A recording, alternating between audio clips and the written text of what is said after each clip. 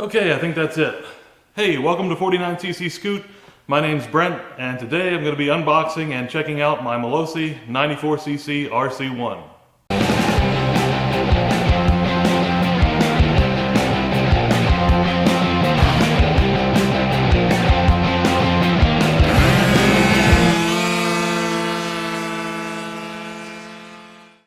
Before I get into this, I want to give a big shout out and a big thank you to the folks at ScooterTuning.Ca. They hooked me up with a discount, and to be honest with you, I doubt that I even would have jumped into the RC1 project if not for getting a discount, because it is a fairly expensive engine. Those guys are up in Canada. If you're in the US, don't worry about that. I know some people worry it's going to take forever in customs, or maybe it's going to be more expensive ordering overseas. Not the case at all. They actually have cheaper shipping than a lot of places that I've dealt with here in the US, and faster shipping. Most of the stuff that I get comes in 2 days at very, very reasonable prices. They are incredibly impressive on their service. If you need help, they're willing to talk to you. They are great people to deal with, and I highly recommend them. Again, thank you very, very much, ScooterTuning.Ca, for hooking me up with a discount and making this possible. Naturally, I got to start with the biggest box, and I want to tell you guys while I'm doing this, I ordered this stuff an entire year ago. I ordered this in about March, late March or early April of 2021. And I've had this stuff sitting around my garage for a year, wishing I could get it out of the box, check it out, but I wanted to save it until I was actually ready to start working on it a bit, and I wanted to make sure I did the unboxing for you guys as much as possible. There are some things that have been opened because I ordered other parts while I was getting some stuff for the RC1s, I had to open them. But for the most part, it sat here a year. I've had a 30 horsepower engine sitting here for a year, and I haven't touched it. And if you're wondering why that is because I've had the TPR 86cc in there, and because of the Electron carb especially, I just haven't progressed with that project nearly as quickly as I'd like to, and I wanted to kind of get the Electron worked out before I put the RC1 in, which I'm still hoping to do, but I do want to start opening this up, checking it out and seeing what I need so that I can at least get this started. I can be building it on the side or whatever I need to do while I'm also messing with my other scooters. I think I'm just going to start putting this stuff up on the countertop first, and then we'll go over it.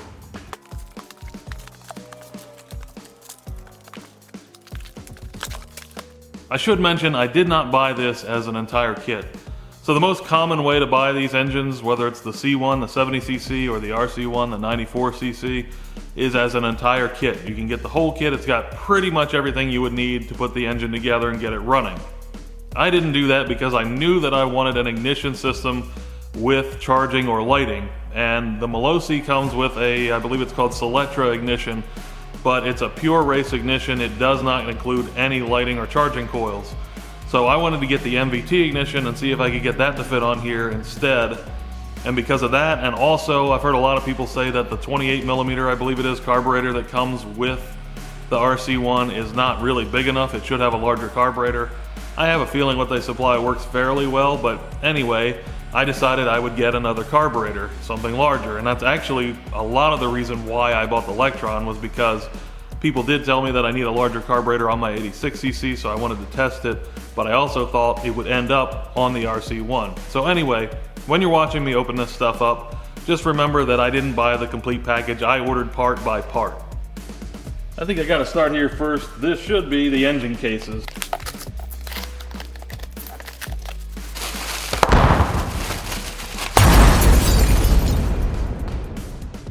There's actually some stuff in here with the cases, so I'll open this up so you can get a good look at it all. This is the side cover. It would go over the ignition. That appears to be a dipstick. I'm not used to this style of engine. I'm assuming that must be for the gearbox. Got a reed block here, complete with carbon fiber Malossi reeds. Got a stuffer and everything. This is one of those rubber coated deals. There's an O-ring, which at this point I don't even know what it's for. Put that back in there. Probably for the dipstick, I would guess. I think that's probably accurate. I know that there are large and small options for intakes with this thing. I believe they all come standard with the small or the standard, whatever they would call it, intake. I'm not sure which one this is at the moment. I may have more intake stuff in here, so maybe I'll figure that out. So there we've got a whole kit of bearings as well as seals. We've got the base for the intake in there.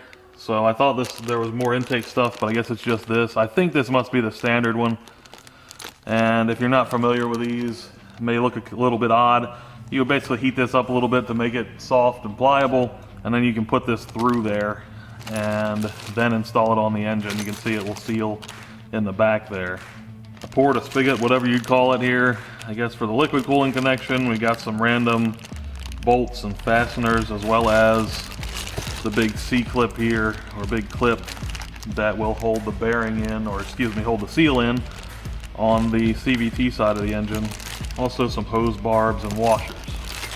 Way down in here, wrapped up in some paper to protect it from rust, that is the axle. So when you order these, the Malossi engines, the RC1 and the C1, can come configured for Minarelli style setups or Piaggio style setups.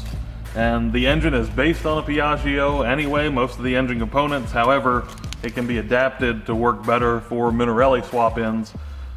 You'll see when I get this thing out of here, it should have top mounts on the engine case so that it bolts in right where a Minarelli engine did, like a Zuma, or in my case, a 1E40 QMB Chinese engine.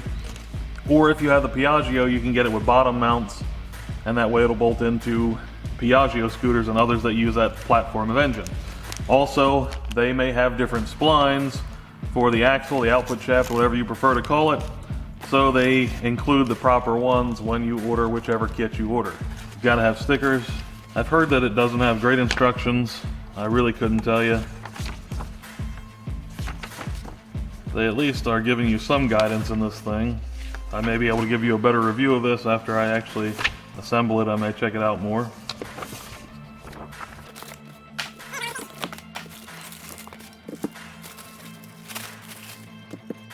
It's immediately apparent to me that these are the correct cases. They are the 94cc version and not the 70cc version that's also available.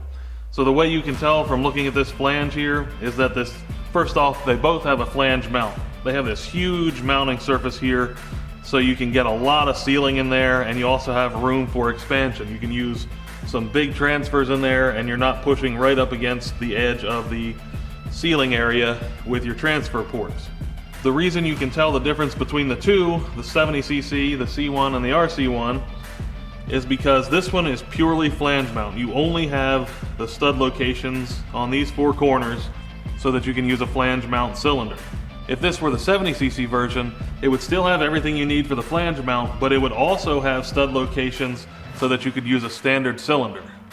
I've got a base gasket here from one of my Minarelli engines just to show you a little bit of the difference. So you can see actually the boost port would pretty much match up with that. This is for a 90cc, this gasket, and it's pretty close to matching up with a lot of that stuff, but look at where the stud holes would be.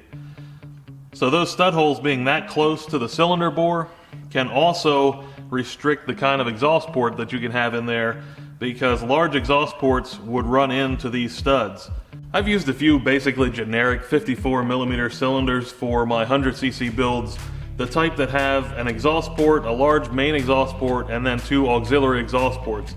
And in those cases, they have very, very tiny auxiliary exhaust ports, and you cannot port the things unless you come up with some solution to seal it off, because if you port much at all, this tight stud spacing gets it right into the exhaust port. So by moving these out, way out here, and having it mount and secure at the flange, you get rid of a lot of those issues. If you look down here, you can see this passage or port. That's actually a coolant passage for the Piaggio engines. And I believe when you get the Minarelli set up, it runs through the engine, through the cylinder, just like a normal liquid-cooled Minarelli would. Both ports are on the cylinder. We'll find out when I get that far and open that up for sure.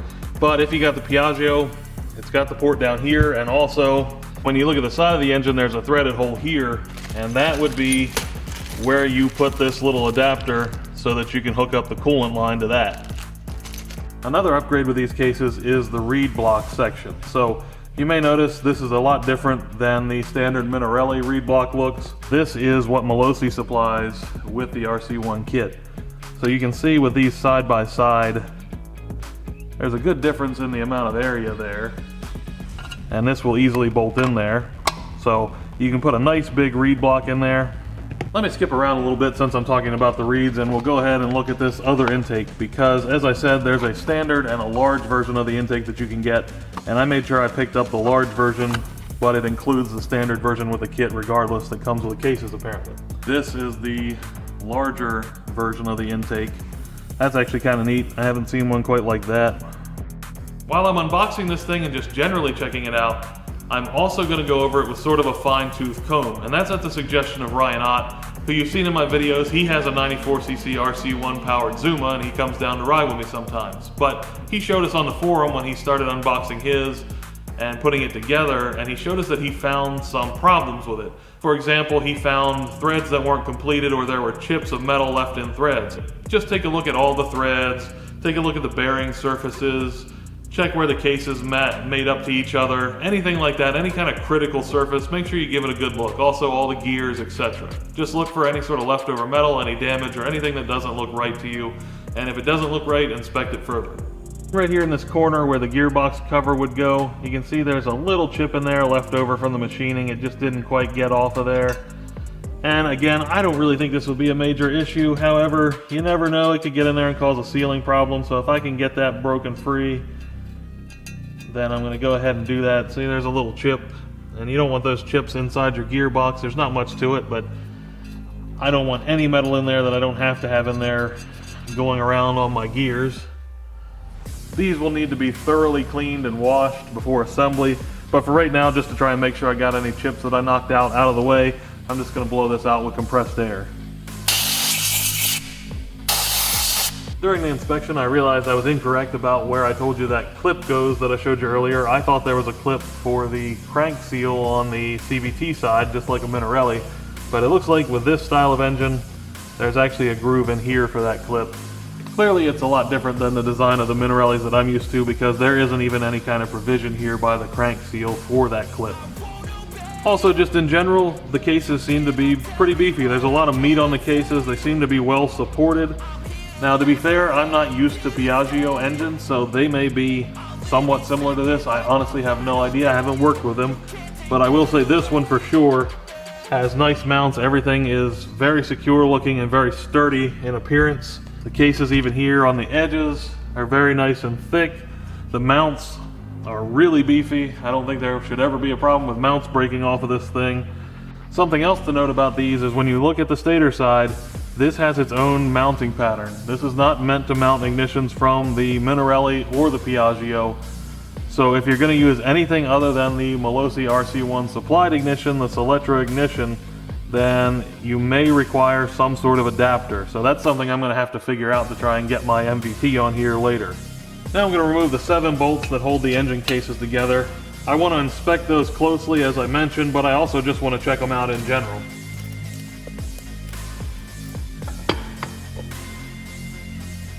Here's a look at the crankcase halves once they're split open.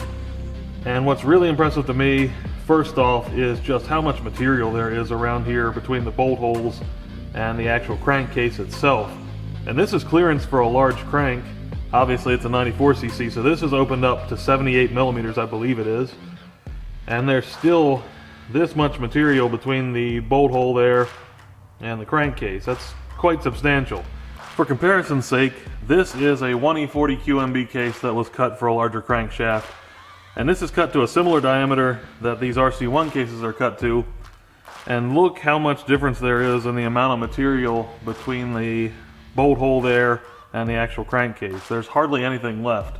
And if you deal with genuine Yamaha or Aprilia cases, they're actually even worse than this. There's less material left than this. I think the bolt spacing may be the same, but this part is even thinner. Another thing that's cool about these cases is how they're designed to support more flow and therefore more horsepower. So let's look at a standard Minarelli case half here. Your reeds would be up here. This is the base where the cylinder would be up this way. These are the transfer ports. So what we'd like to have happen is for the mixture to come in from the reeds and head right for the transfers and not meet a bunch of turbulence from the crankshaft. Obviously there's going to be turbulence, this is all enclosed together, etc. But we'd like the most direct path we can get for flow to the transfers. And here we've got this really steep ledge right under the transfers. It just kind of goes straight down and bottoms out here. Again, same here, just drops off at a 90-degree angle. There's really nothing here to provide a direct connection in this area. But when you look at the RC1 cases, you see something totally different. Now look at the transfer where it comes in. You don't see that flat floor. See how this just curves right down? It's a nice area for flow. Instead of, you don't want big flat ledges and stuff to increase flow. You want nice smooth transitions like that. So again, look at those two side by side. Flat floor over here, nice smooth transition over here. The other thing is, this sort of transitions into there a bit, right from the reed area. It kind of goes smoothly up to there. It's not a huge trench like you may have seen me do in some of my cases that I modify, but it is a bit of sort of the trenching idea where you're opening that up. And here, you have none of that whatsoever. Everything looks pretty good in here. I didn't find any threads that are messed up or any material flaking off, so I'll go ahead and put these back together.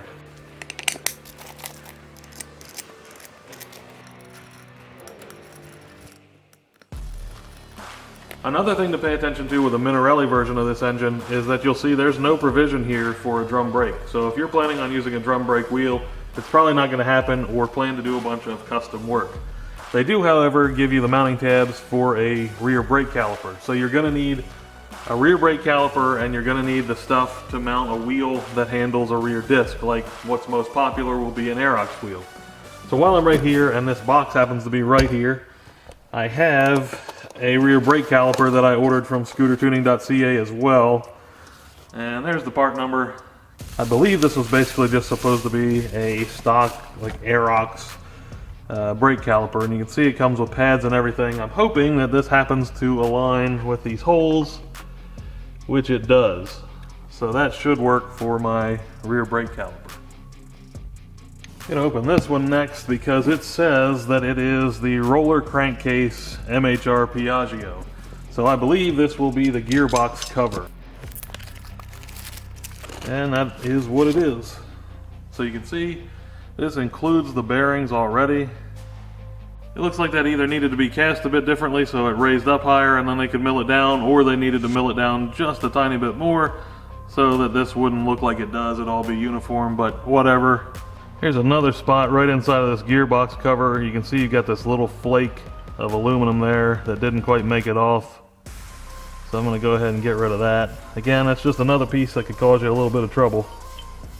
I also found quite a few unnecessarily sharp edges in here, like really sharp, and with a little bit of maybe casting or machining debris on the ends of them. I've already done this, but basically all you got to do with something like what I found here is just take like a razor knife and just go around it real light. You're not trying to push on it or put any pressure. Just go around there and knock that rough edge off. It doesn't take much.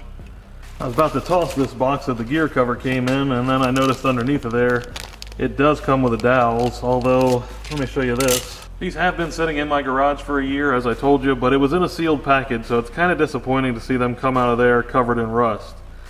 And there was also a seal in there. I'm now reminded of something else that this kit doesn't include, and that's the bolts to bolt this cover onto the engine case. That actually looks like that would work. I don't think I'd want anything longer than these. M6 by 1.0 by 45 millimeters. This seems like a good time to mention that after I did the unboxing for this video, I then went back through everything and started taking down part numbers. I got my calipers out and took a bunch of measurements of things, tried to figure out bolt sizes, nut sizes, spacers, all sorts of stuff like that. And I wrote all that down, also collected some replacement part info, all sorts of things that I thought were relevant to this and helpful. I've put that up in a web page. If you go and check that out right now, as soon as the video is uploaded, it's probably going to be pretty basic because I need some more time to work on it. But bookmark that, definitely save it, and make sure you check back later because I'm going to try to keep working on it and maybe make it look a little better, but also add some things, like I'm going to add some pictures to show where bearings are located, things like that. Try to collect some torque specs, whatever info I can come up with that is relevant and good to have for these engines. So make sure you check that out. I'm going to take a quick look at the crankshaft next.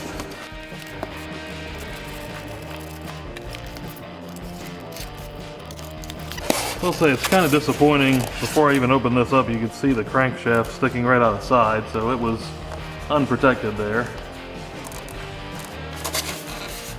It's all shifted inside. Styrofoam's kind of busted up. Okay, so the crank is supposed to sit here. The nuts are sitting in there.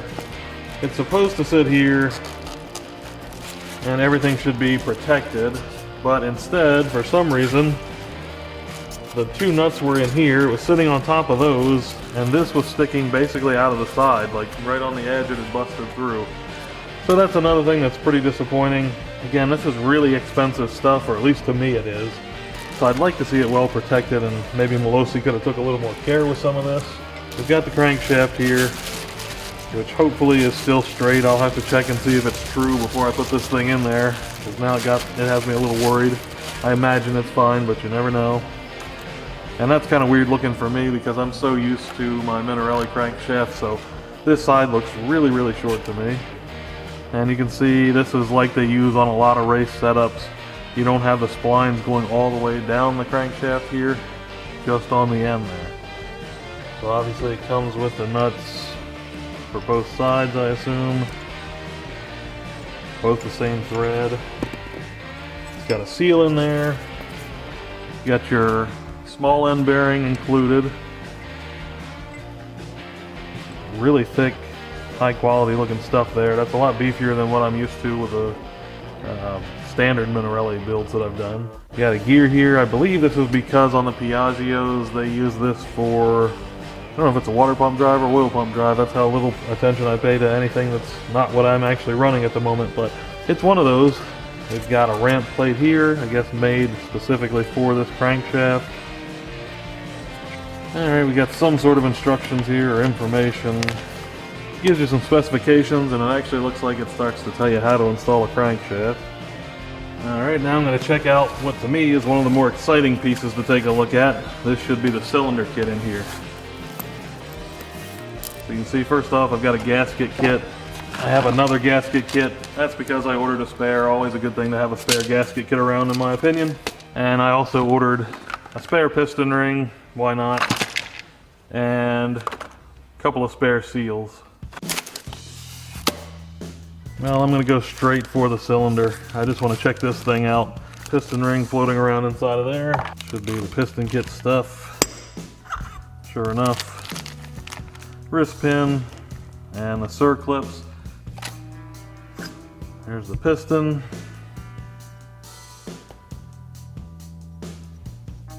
I mean, it's got a lot of sharp edges on there. Everything looks pretty good, but yeah, lots and lots of sharp edges all around the bottom of this piston, around the skirt here, which sharp edges generally aren't great for flow, but this is how pretty much every piston, or actually every piston I've ever owned, came out of the box. And now the cylinder itself. So you can immediately see from this side a nice bridged exhaust port there. See, it's oval shaped, it's not round, and it's also a 4-bolt flange, so there has to be a special flange to mount up with this, which should be included with the exhaust, or included somewhere in the kit, actually. In fact, hang on, it's right here in the box. So I guess this way, you don't necessarily have to have Malossi's exhaust.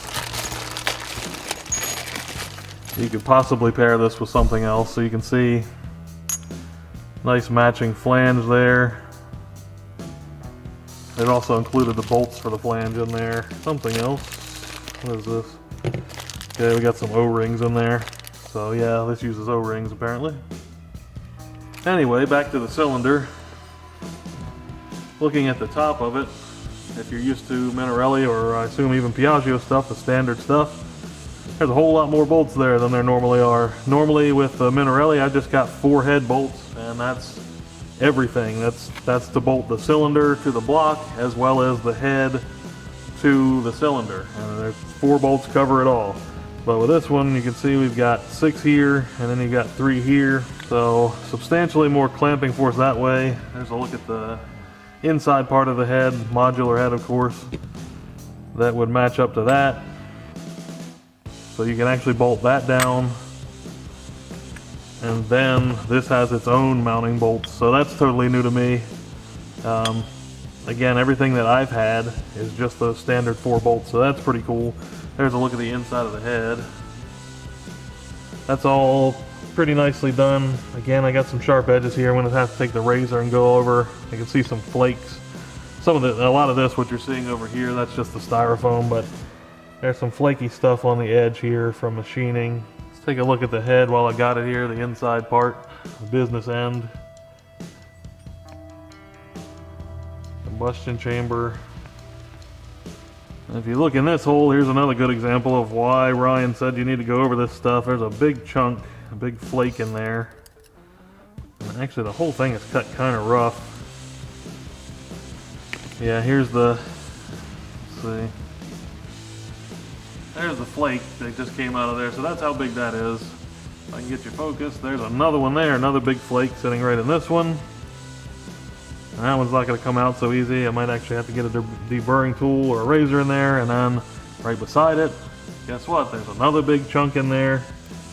That one's kind of coming out.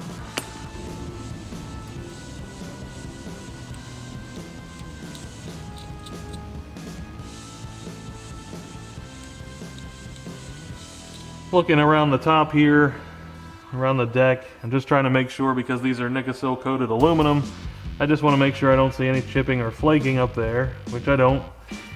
Same thing around the bottom. Don't see any big casting flaws here or imperfections. Here you can clearly see why they call this a flange mount cylinder, because if you look here, the bolts for mounting this at the flange, they have their own flange. They have their own section just to bolt onto the case, just for mounting. They don't use studs that are going through here, anywhere in the cylinder, going near any ports, etc. They have their own dedicated mounting system, and again, that frees up a lot of room for them to try to make more horsepower. Looking inside of the cylinder, you can see some nice big exhaust ports there. Really tall, pretty wide, and it appears that they have relieved this section here on the bridge. The reason that you want that relieved is because that's an area where a lot of heat will build up, and of course where you get a lot of heat, you get a lot of expansion. So you need that to be relieved, otherwise it could actually kind of protrude into the bore and hang up on the piston and cause you problems. And then looking around, let's see if you can see down in there. Yeah, you can, I think. So looking around at the transfers, everything's looking pretty good from what I can see so far with the transfers and the porting. Pretty smooth. I have seen someone, I believe on the forum, posted, I think it was with an RC1 cylinder, I could be mistaken, but someone posted that the ports were a bit messed up on the roof. However, luckily for me, I don't seem to be finding that issue. So everything seems to be pretty much on point with the cylinder, which I'm really glad I'm not finding problems with that, because those are the hardest ones to deal with. And if you do have a problem with something like really rough edges on your ports in there, then you got to be really careful with that, because you don't want to chip the Nikasil coating. Anything rough in these coatings, it could snag on a ring, and then the next thing you know, the whole coating's coming off and the cylinder's trashed. So it's really nice to have all the porting look good. Let's see what else we got here. So this is a bunch of hardware, a bunch of cap screws, and then we've got a plug of some sort. I'm gonna assume you can probably plug the head. Let's see, what else? Oh, and then we got some more hardware. Got the studs and the nuts. These are for the actual flange mounting. We've got a water outlet or inlet. Yeah, so that's gonna screw right into the head. And then, of course, stickers in there, more stickers. And then they provide some more instructions. And I almost missed that there's another small end bearing in here, so for now I'm just going to assume that's the same size as the other, so that way you do at least get a spare. And now this is an air scoop for the CVT cover. I don't even have the CVT cover out yet, but these should basically go on there in some configuration.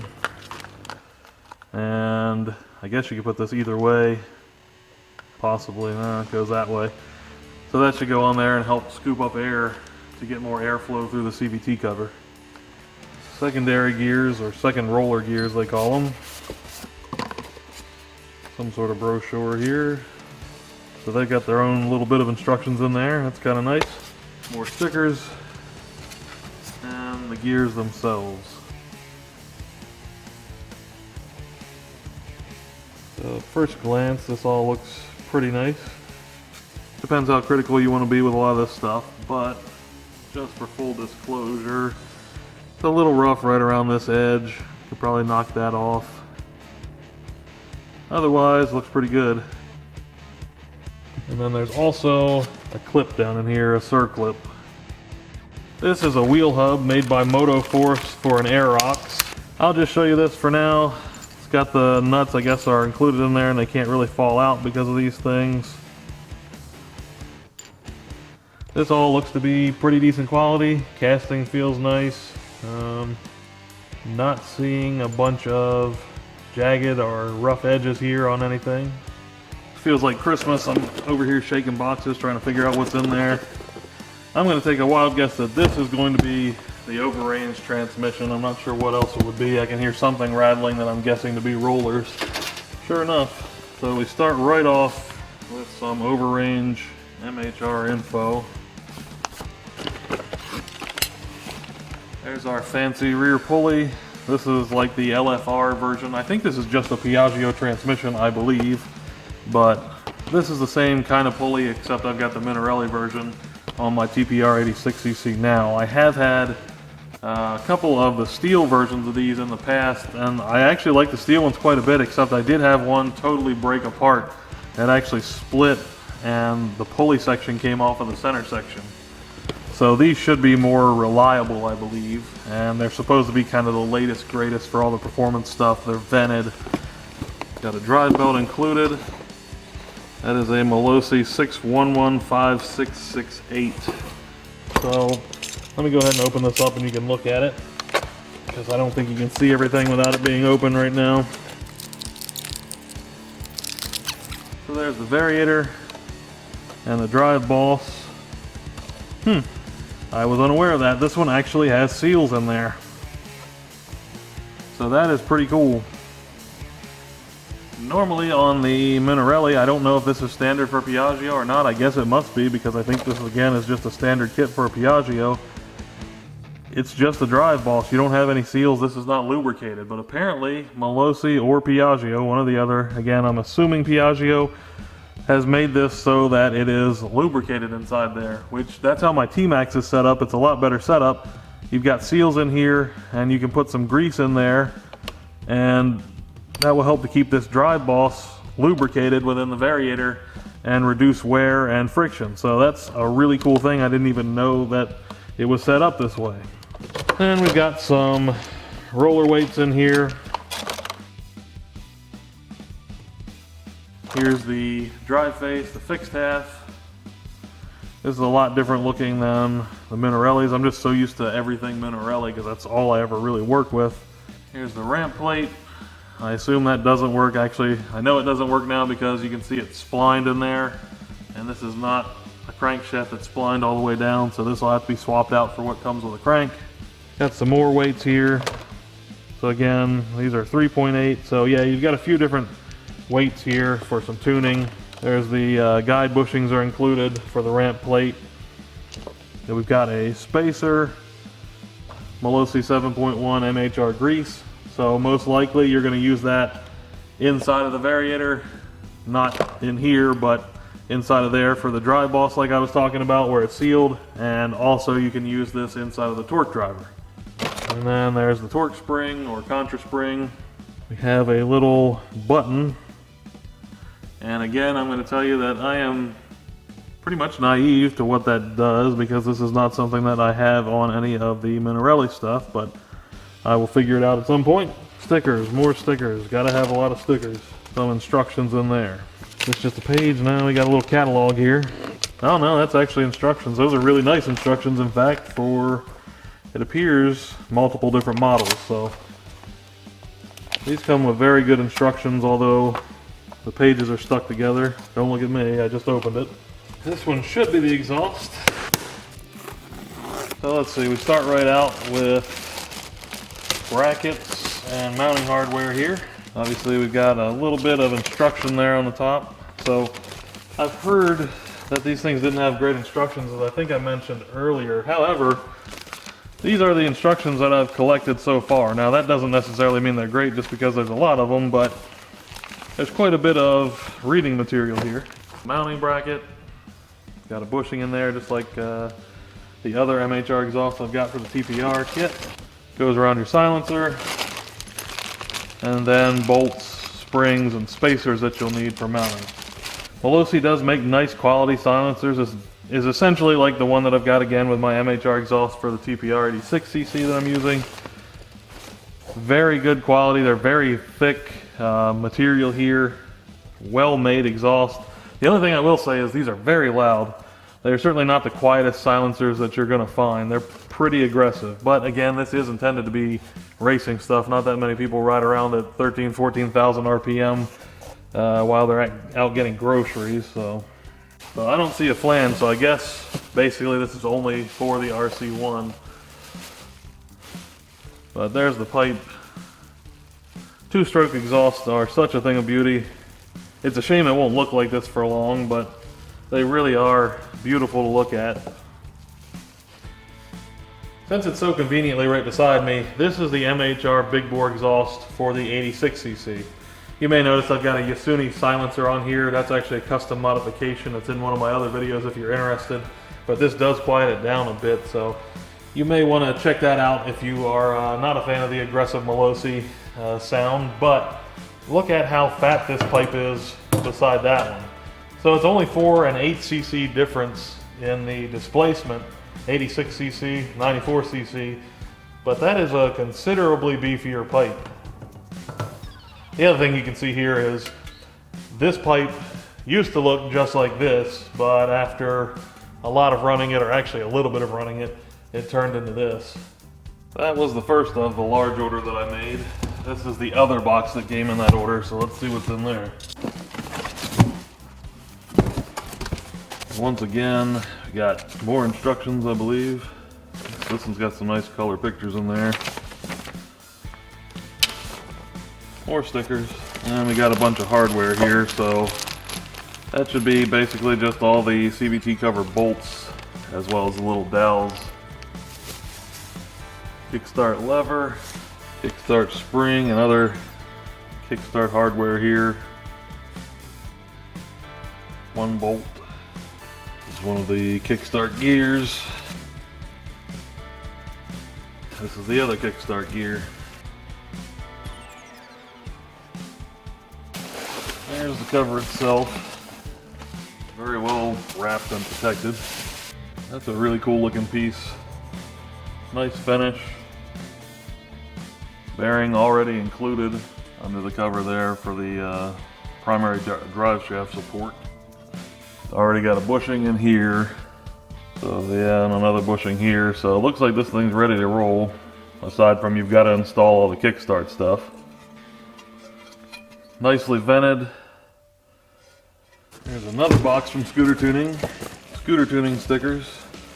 Okay, this is a 1108, so this is a spare for my Moreira. Stage6 clutch here. And a set of hard springs as well. And then this will be the MVT ignition. I used factory clutches for many years on my Moreiras, and I was actually really happy with them and didn't understand why everybody thought a clutch would be one of the first things they did. To be honest, I still don't, but I got this. I used the Dr. Pulley hit clutch, or DR Pulley hit clutch, and did not like it at all. It wouldn't launch as hard as my stock clutch would, my modified stock clutch.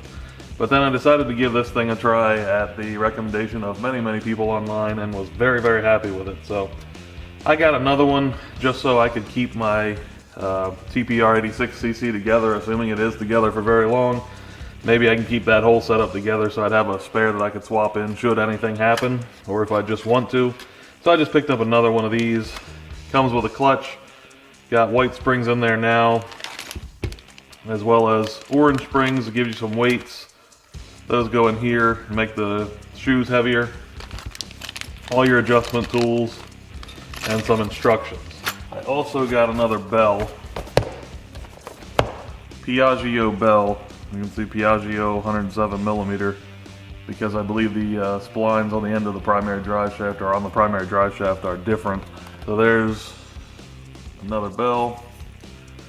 If you get one of these Stage 6 clutches, I strongly suggest that you get the matching Stage 6 bell, because these holes here and the holes that are in the sides will allow you to make adjustments without ever taking the clutch bell off.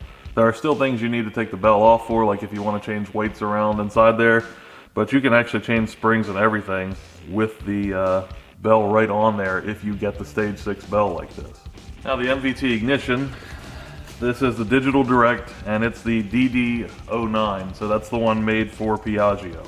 Now this does not fit, I know that this does not fit directly out of the box. I think, and I hope, that the taper for the flywheel or the rotor does fit this crank, but I know it won't bolt to the engine because the engine has its own proprietary mounting setup. Comes with a coil. I think that's the same number, RJ34-6. That's on my digital direct CDI for the Minarelli. So probably they're basically just swapping out the plates and rotors and mounting hardware. You get a nut. This is a rotor, which for some, okay, I thought it, well, missing a little bit of paint here, or anodizing, whatever it is. It's kind of scuffed up. There is the stator itself, the ignition.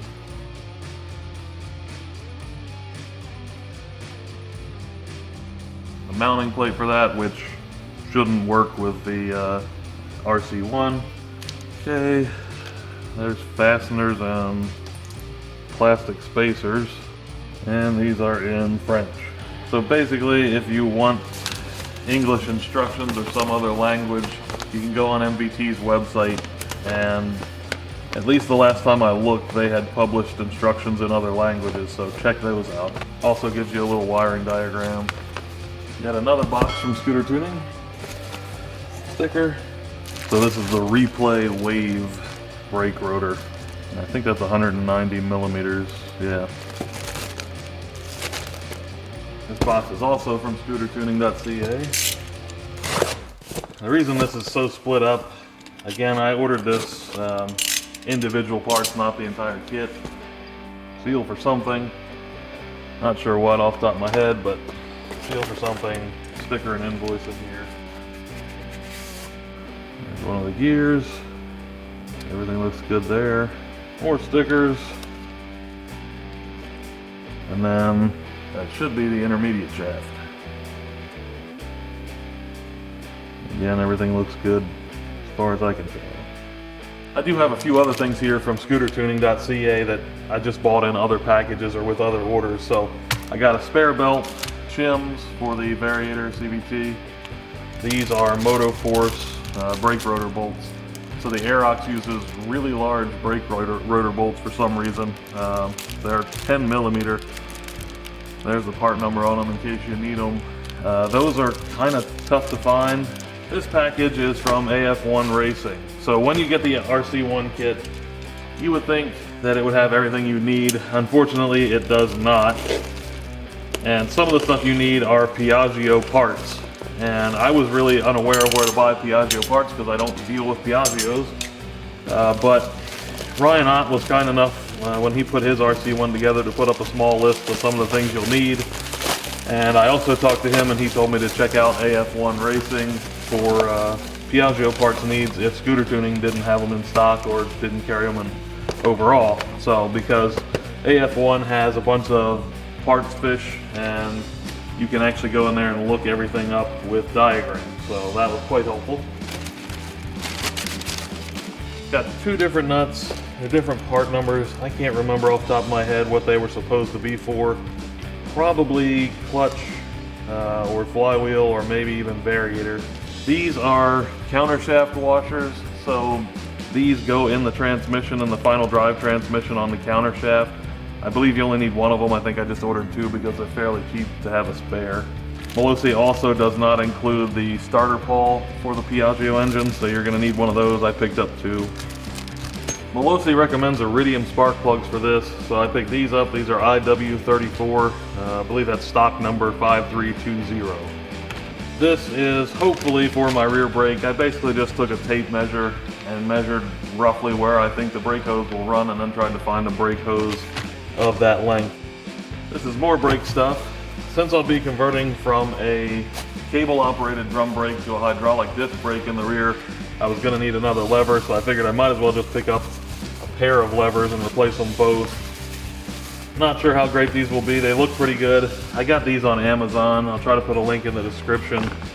But these are front and rear hydraulic master cylinders and levers. They also have adjustable levers. So I know that I like that on my T-Max. Kind of nice to have, makes it a little more comfortable. And hopefully it'll be a good feature on T2 as well. Can't forget the Aerox wheels. So that's the rear wheel, and this is the front wheel. I'll spare you every detail because I could go on and on about this. I was so frustrated during this process, and you'll hear why in a minute. But I do want to tell you about it because it was almost an impressively bad performance when I tried to get these things powder coated. So first off, I got the wheels in from X7 Rocks, and they had old tires on them. I took those off, took the wheel bearings off, the brake rotors, all that stuff. Because when you take something to a powder coater, if you can do the work yourself, the wheel bearings and so on, do it. That way it'll save you money. Anything the powder coater's got to work on, they're going to charge you for. So I took the wheels ready to be powder coated essentially. They have to sandblast them first, but basically ready. And I took them to a powder coater, the same powder coater that I use for the wheels on my Triton now, the 12-inch wheels. Because that's the brightest color I've ever seen, and I really wanted that exact same color. I didn't know the manufacturer of it, but since this powder coater did it in the past, I figured that was a safe way that I would definitely get the same color. I even knew the name of the color, I just didn't know what manufacturer made it. So surely it shouldn't be that hard to get the same color. So I took those there. He said he would have them done in 2 weeks.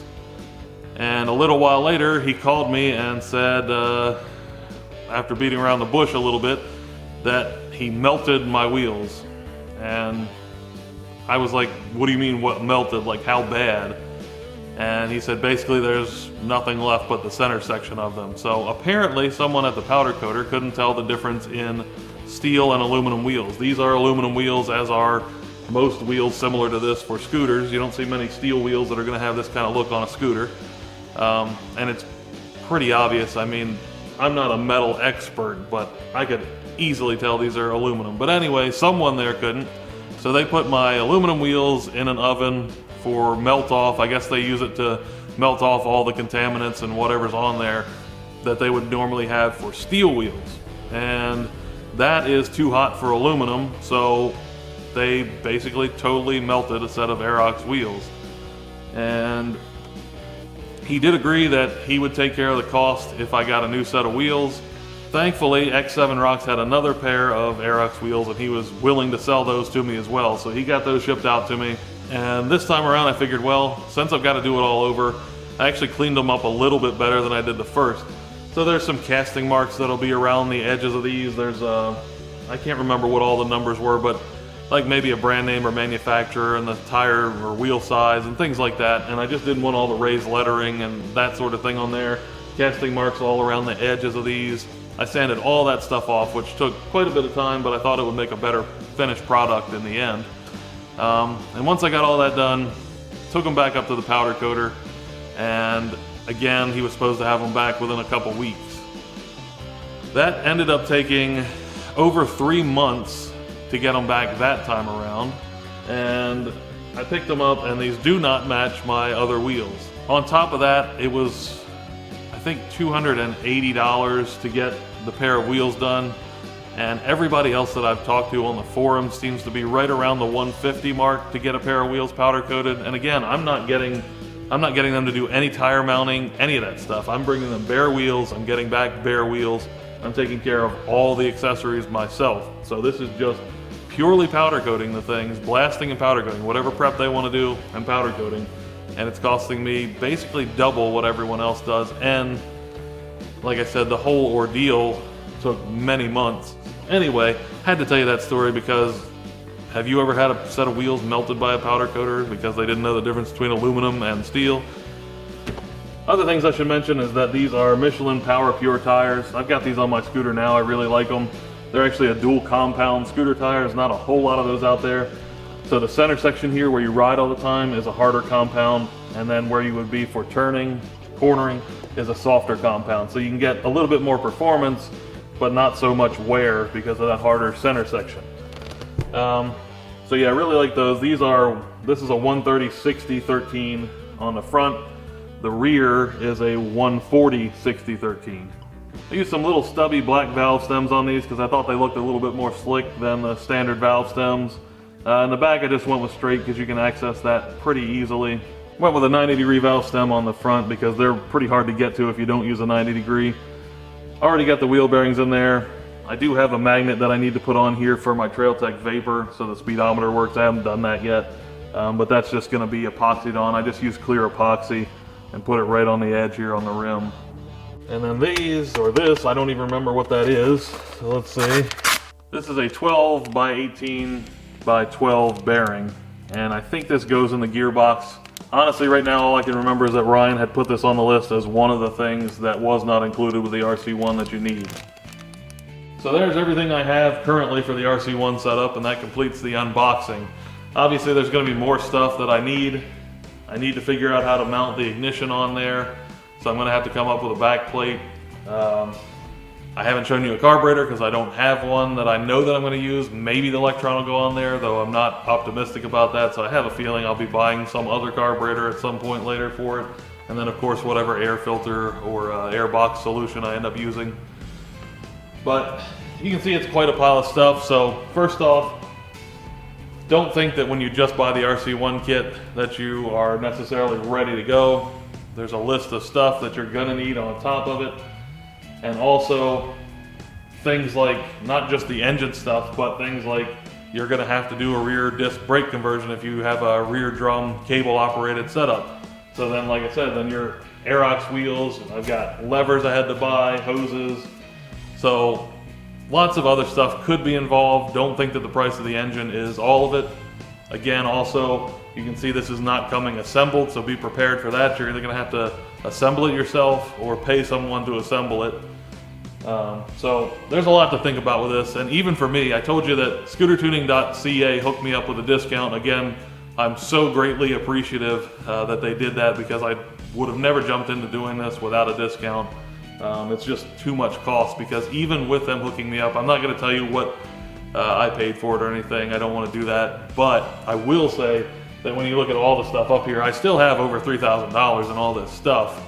I couldn't tell you exactly, it may be well more than that, I don't know, but I know it's over $3,000 still into this stuff, so don't think I'm just getting parts thrown at me and I'm doing this totally for free. That is not the case, and that is still a lot of money to me, but I'm very happy to have it and very grateful that they give me the opportunity to work with them so I can get a discount, and it makes this stuff possible for me. So with that said, I hope you've enjoyed watching the video. Stay tuned in the future, make sure you hit that subscribe button so you can see this thing go together. Honestly, I don't know exactly when I'll start working on it. I just wanted to kind of get the stuff out because it's been sitting here a full year and I just couldn't take it any longer. I had to see this thing for myself. I'm tired of reading about everybody else doing theirs, and I've got one sitting here and won't even look at it. So anyway, make sure you subscribe, and I will get to that in the future. Like the video if you've enjoyed it, and thank you for watching.